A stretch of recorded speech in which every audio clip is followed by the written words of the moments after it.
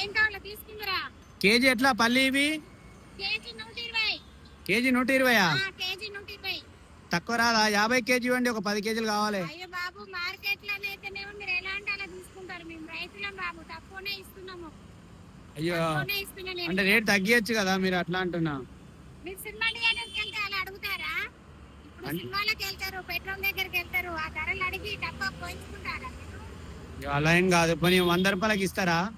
100 రూపాయలకు కావాలి కానీ 110కి ఇస్తా. ఇగో 4 గింజల కాయలు ఎంత బాగున్నాయి చూడు, 4 గింజలు. అంటే మీరే చేనులో పండిస్తారా ఇవి? అవును, చేనులో పండించే కాయలు.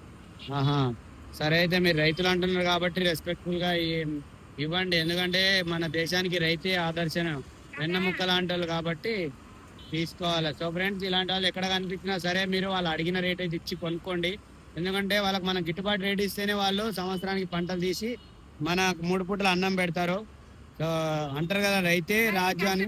చేసుకుంటాం కదా, ఎండలా వాననక ఎండనక తడిసి తిని తినక ఎంత ఇబ్బంది, మట్టిలో వెళ్ళి. అవునవునవును, మీరు ఉన్నారు కాబట్టి మేము ఈ దేశం ఇలా నడుస్తుంది అండి. సరే, నాకు ఒక 5 కేజీ ఇవ్వండి, సరిపోతుంది. సరే అయితే ఆన్లైన్ ఉంది కదా, ఫోన్ పే? స్కానర్. సరే అయితే.